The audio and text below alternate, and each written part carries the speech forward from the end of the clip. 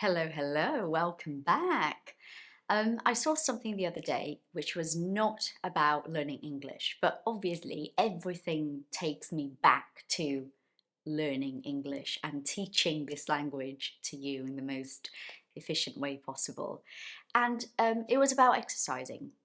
It was about exercising and about people claiming, this means they say it with conviction, people claiming to be doing everything right. So they eat the right things at the right time, they exercise regularly and correctly, and yet they don't get good results. This was what the post was about. And I kept thinking about this, about you guys with your learning, with your English, with your improvement.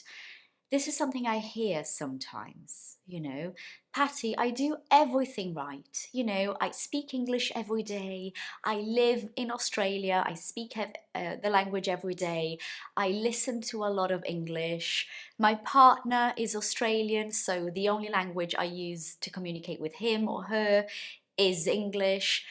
And I don't seem to be getting any results. So there must be something wrong with me. There must be something wrong with me. And I'm here to tell you that 99% of the time, there's nothing wrong with the person. And there is, in fact, something that needs adjusting when it comes to your learning strategy, what you're doing to improve your English. And the most fascinating thing about this is I am not talking about you guys doing something really completely extraordinary. I'm really just talking about you guys doing something simple but effective and consistent. So the other day somebody asked me on Instagram what I think is the most challenging aspect of learning a language, and I said consistency. That's the most difficult thing, because you're going to start doing something right? You've had some good guidance, somebody gave it to you, you've had some good guidance, you're going to start doing something right. And then before you know it, you're going to stop doing it. Before you know it, that's an expression. It means very soon you won't even notice. You will stop doing it. And then you'll ask yourself, oh, come on, I've made such an effort. Such an effort. I'm bringing emphasis to what I'm saying. I'm making it strong. I've been making such an effort and I'm not improving. So again, there's something wrong with me. This is the thing though. The fact that you have made such an effort does not mean that you're going to be able to harvest the results from that unless you keep on making the effort. So you make an effort, but you stop making the effort, even though that effort really was in fact great, big, significant. If you stop doing it, you will not be able to see results down the line. So consistency together with doing something effective for your learning is what's going to change your game, in my opinion. Now, what do we mean by doing something effective? I'm not saying something that you constantly feel that that is changing your English, because learning is something that takes time, and it's something that for a long period of this chunk of time you won't actually notice a lot of results. So I feel that it's so much more about trusting the strategy that you have chosen to follow, rather than noticing big results constantly. It's actually about very small results every now and then. Every now and then is an expression meaning, sometimes every week, every 2 weeks, maybe every month, depends on you, your age, your learning, how much effort you're actually making, how much time you're dedicating to it. So these tiny changes in your learning, in your results, in your ability to speak well, specifically, because that's usually what people complain about. I understand everything, but I can't speak.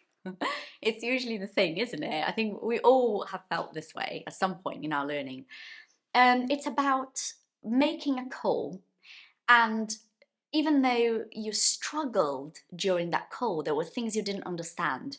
Sometimes you said things that the person on the other side, on the other end of the line, could not understand. But you still did what you had to do with that phone call. So you got to the end of the call and you have fixed your problem, you have solved your problem. That's a great victory.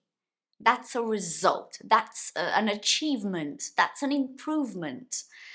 Another example, you watch an interview that you had already seen about 2 months ago, and you notice that watching Adele, giving an interview was really, really hard. It was almost impossible. And you watch that same interview again 2 months later, and you notice that you're understanding lots of sentences, lots of little things she's saying. You're not understanding everything, but you're understanding more. And that's an achievement, that's an improvement, that's a result.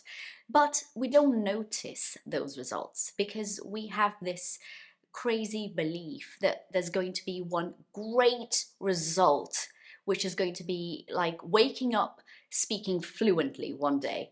And it's never going to be like that because that's not how your brain learns a language. So it's not even about whether or not you believe in miracles. It's really just about how your brain is developed and how your brain is going to cope with this unbelievably difficult task of learning a language. Right? So being realistic in the process, such an important thing, to know what to expect, how those results are going to present themselves to you. And then you can relax and just continue to be consistent because you've learned to acknowledge the results that keep on presenting themselves to you throughout your learning journey. I think this is it. So watch this video again because I think I've said lots of things that could have been a little bit complex for you to understand in terms of how I see learning and how you could benefit from all the things I said today. And I really hope you do. And I really hope that if you can take anything away with you from this particular video today, that it will be to be realistic with your learning process and to not expect one big, great, amazing result, because that's not how things are going to go down. Okay? Thank you all so much for being with me today, for watching, for continuing to want to improve and to work hard, because if English is important to you, there's only one thing that you can do, which is to focus on your learning and to actually get through this. Okay? See you all next time. Bye.